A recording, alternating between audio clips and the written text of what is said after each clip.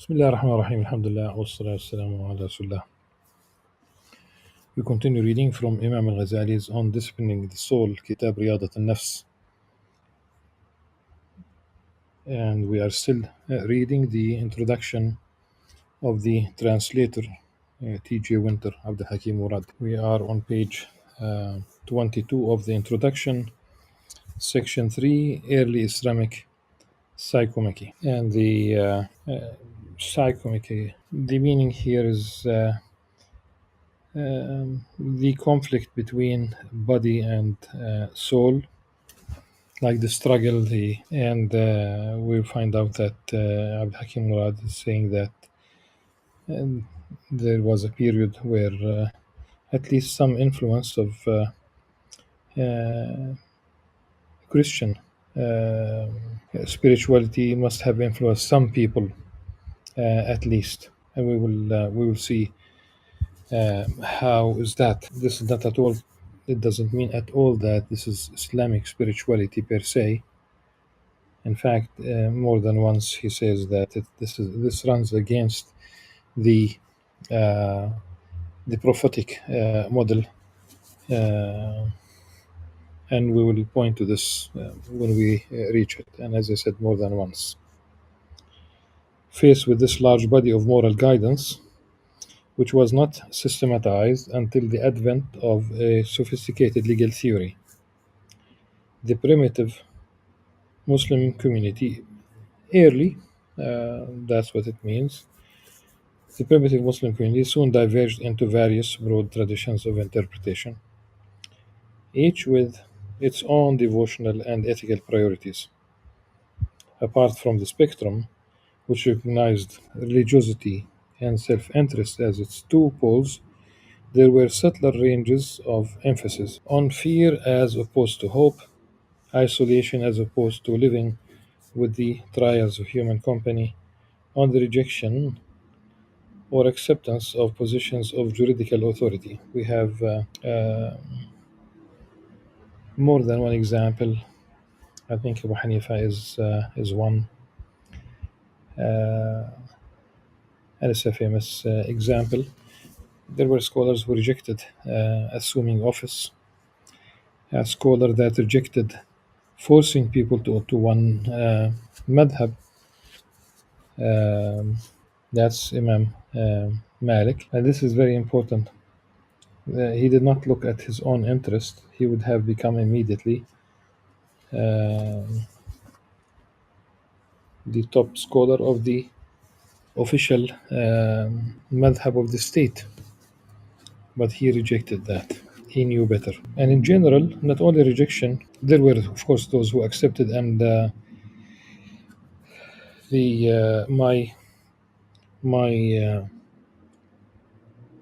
my take on this is that assume for a minute, that all scholars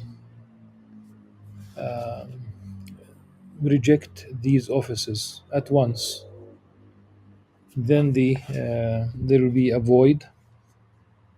How you are going to take care of the needs of people, whether you talk about registering marriages, to judge in cases of divorce, inheritance, endowments, and much more, really. And the judge at the time had more authority, not only family law. Assume for 1 minute that all scholars would reject assuming these offices, then the interest of the society at large is jeopardized. And in fact, this is not in the best interest of the society. Nevertheless, there were those who renounced, rejected, or at times, after accepting the position, they gave up, and not only the juridical authority. In general, those who accept office, they might use the story of Sayyidina Yusuf alayhi salam, who asked to be responsible for the what we might call today the Ministry of Economy, national economy, if you will. اجعلني على خزائن الأرض. So he did ask for that office, but it was the interest of the whole society at large. He understood that there will be 7 years of good yield, and then they will be followed by 7 years of famine and drought. So that would be like a cycle, an economic cycle of 14, 15 years, in fact, with the year, whereby there will be relief thereafter. At any rate, the otherworldly impulse, which is the essence of every great religion, was given added impetus by the horror felt in pious circles at the often secular and corrupt administration of the Umayyad dynasty. Many forms of early Islamic piety were inspired by rejection of Umayyad rule, either in the form of armed dissent, as in the case of the Shia and Kharijite sects, or in the guise of a severe wall-denying asceticism.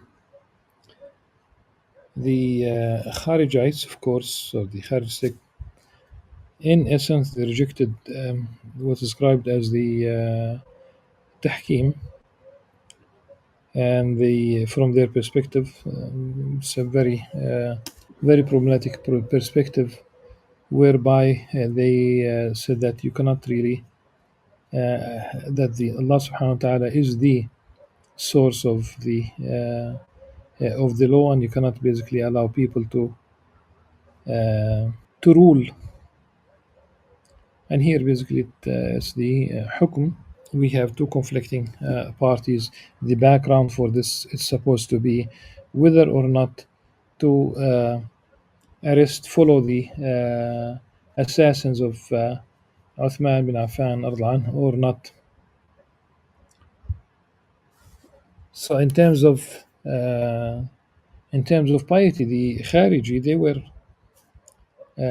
were in terms of religiosity, they were very religious, but their interpretation, and we do have today the same thing about, when people talk about, we have three verses. One of them, وَمَنْ لَمْ يَحْكُمْ بِمَا أَنزَلَ اللَّهُ فَأُولَٰئِكَ هُمُ الْكَافِرُونَ. So those who do not judge by what Allah subhanahu wa ta'ala has decreed, they are the non-believers. So this is the origin of their or the foundation stone of their position, which if you apply it to Muslims, they declare them non-Muslims, then the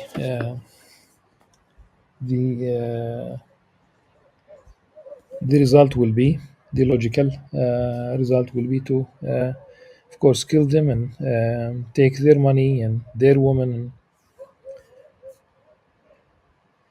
and the Kharijat was not a short-lived phenomenon. Imam Ghazali elsewhere he speaks about Ibn Abbas radiallahu anhuma, reaching out to the Kharijites, and he posed a question.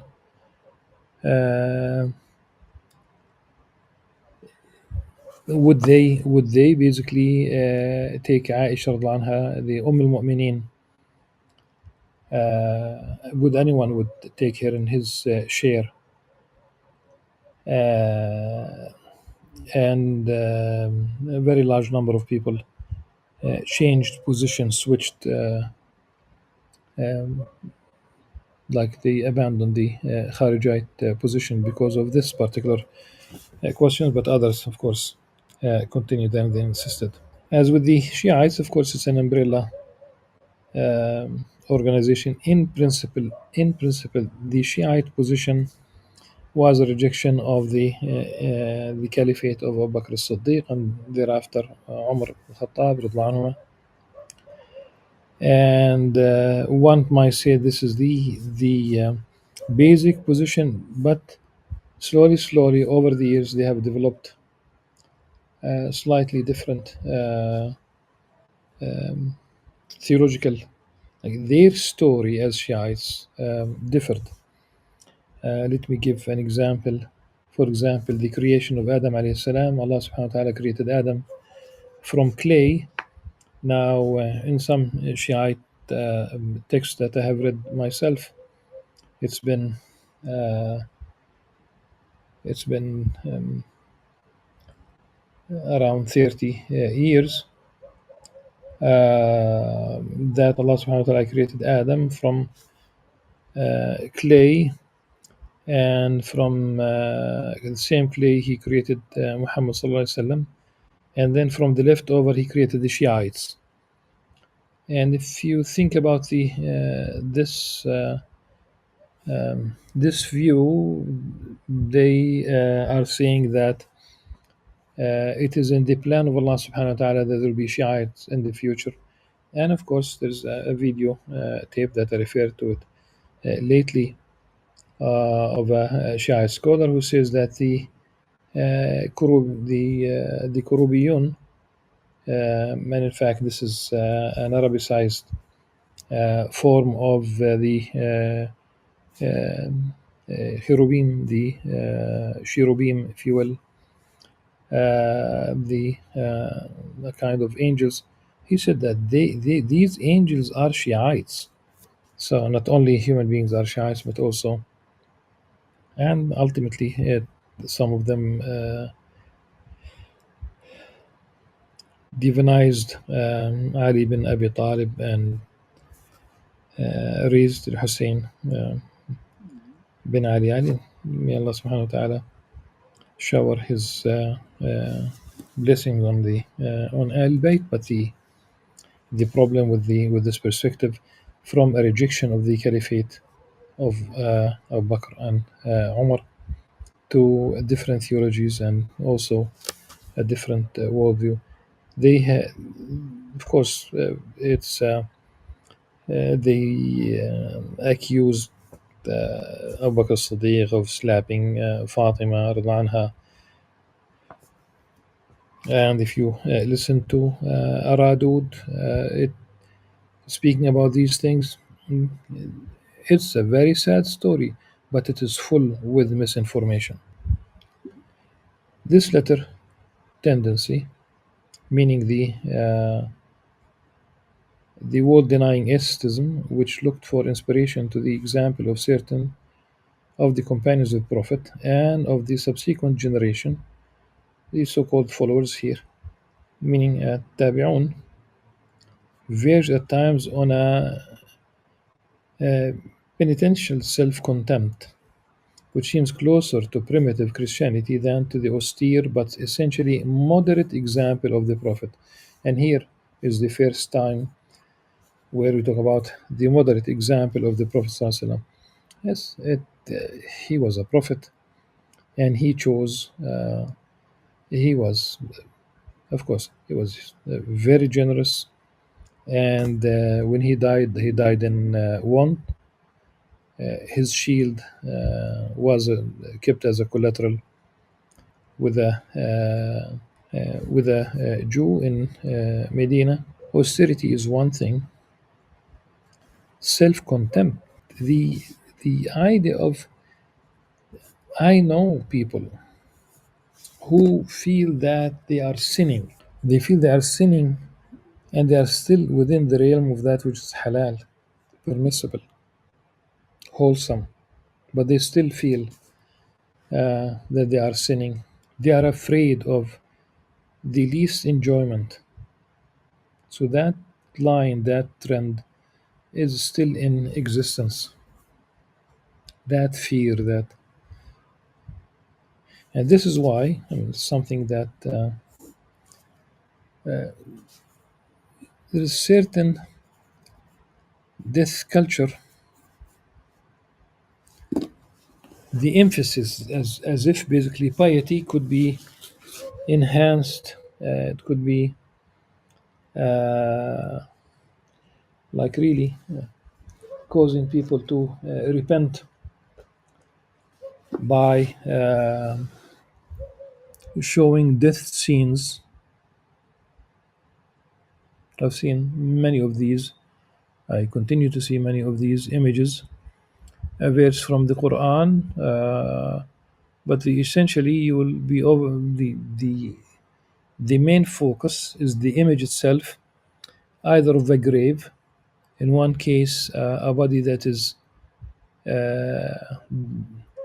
almost airborne, veiled, as if the death just took place.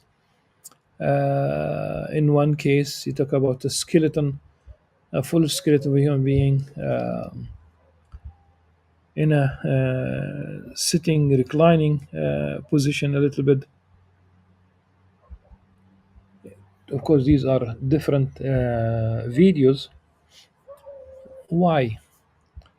Even why the beginning of many of these Islamic videos, especially in the Arabic ones or short videos, why do they start with always music, very dramatic sounds, as if really it's the end of the world, or going to war, or why all this? But essentially, speaking about the Prophet ﷺ, a moderate example of the Prophet ﷺ. Later on, he does speak again about the how the Prophet ﷺ used to fast and used to break fast, used to. Massinion's verdict about the Islamic credentials of Sufism should not obscure the fact that in the early formative period, we have in mind here the first and second centuries of Islam, substantial and verifiable Christian influence upon certain forms of Muslim piety did take place, and especially in our part of the world, where Jews and Christians and Muslims lived together, cross influence, like cross cultural influence. You can see it in all communities, in practice too. Although it's not the time to speak about the cultural examples of cross-cultural influences. The people, not nowadays, maybe some people still, and I know that certain individuals still have it, but in general, the people were influenced even by Jewish, and also those Jews were influenced by Islam, whether it's architecture, whether it's even in theology. There were those who complained to, at the time, still it was the Fatimids in Egypt, and the some Jews complained to the Fatimid ruler about the son of Maimonides, the Rambam, um, accusing him of being Ash'ari, literally following the Islamic school of theology.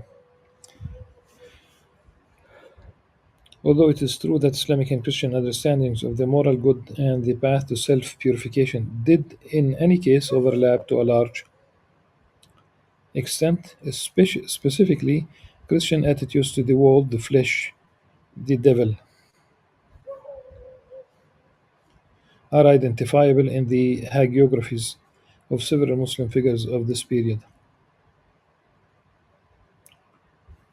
And let's say that the use of hagiographies usually about the it's usually about saints biographies for the Muslims, in apparent contrast to the teaching of the Prophet. Again, that's number two. So the number one, we talk about moderate example of the Prophet ﷺ. Number two, in apparent contrast to the teaching of the Prophet, who regularly fasted and hungered, but who forbade his companions to fast on every day. The maximum that Prophet ﷺ allowed his companions, other than Ramadan and other than Eid, of course, it'll be, and for those who are not on Mount Arafah during Hajj, they are recommended, of course, to fast, but those are not those on Mount Arafah. So it's one day yes and one day no, and is described as the fasting of Dawood alayhi salam. The Iraqi ascetic Malik ibn Dinar, he died in 131 of the Islamic calendar, 748 of the Christian era, or the Common Era, refused to eat even so basic a commodity as dates, dismissing them as a luxury. Ibrahim ibn Adham, also 2nd, 8th century, 2nd of the Islamic calendar, 8th of the Common Era, who lived for a while in seclusion at the Basra mosque, would eat only once every 3 days. And Sahl at-Tustari, perhaps the best known of all Muslim ascetics, and of whom various encounters with Christian anchorites are recorded, is said to have eaten only once every 15 or even 25 days. So the Christian anchorites talk about hermits, monks, even more notably in the realm of sexuality. Ad-Darani remarked that whoever marries has inclined towards the world, and this is in direct, opposition to the teachings of the Prophet ﷺ, and it's coming. So Darani remarked that whoever marries has inclined toward the world is more reminiscent of the virginity renders mortals like unto angels of Saint John Chrysostom than the marry and multiply of Prophet Muhammad ﷺ. Here says of the Arabian prophet, the marry and multiply. We have more than one, pretty close. This hadith, the hadith sahih, sound tradition. تناكحوا تناسلوا أباهي بكم الأمم يوم القيامة. Marry, multiply. I take pride in you on the day of judgment in front of the other nations. Now, of the Arabian prophet, Arabian versus Arab. First, Arabic is the language. Arab is a member of it's basically the people of Arabia. Arabia's geographic area. And Arabian is an adjective about people and things coming from the Arabian Peninsula. This is why you might say Arabian horse, for example. So because Arabian covers human beings and other things, Arab does not cover the animals, to my knowledge. So I would use the Arab prophet if one insists on that. Wallahu alam. Attitudes to Christians in the Umayyad period were often respectful, even companionable, as it seems certain that the attitude of radical repudiation of the world which characterized much early Christian piety did, to a certain extent, infiltrate Muslim ideals. There's also the Quran praises, like in a paper that I wrote kind of long time ago, maybe 20 years ago, maybe a little bit more. I wrote about an Islamic theology of soft otherness, usually with the people of the book. I'm talking about faith wise. I'm not talking about the world of politics today. With Christians in particular, the Quran says that we'll find them closer in amicability, in this companionship, but amicability. And also there is praise of the Christian monks, priests, clergy, if you will, who uh, who are kind and who would recognize that the Quran is from Allah subhanahu wa ta'ala, that this will bring them to tears at any rate. This is why I said it's a soft otherness. We can share a meal. وطعام أهل الكتاب حل لكم طعامكم حل لهم. The fact that Muslim men and only Muslim men can marry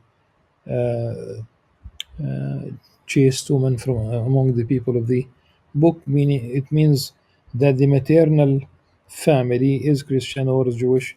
It's not an encouragement to do that, but this is the principle as we have it. Alhamdulillah. Still, we have it's quite a lengthy introduction, but it's worth really reading. Inshallah, we will all benefit from such reading, and suffice it for this session. And until the next one, سبحانك اللهم وبحمدك أشهد أن لا إله إلا أنت أستغفرك وأتوب إليك والسلام عليكم ورحمة الله وبركاته.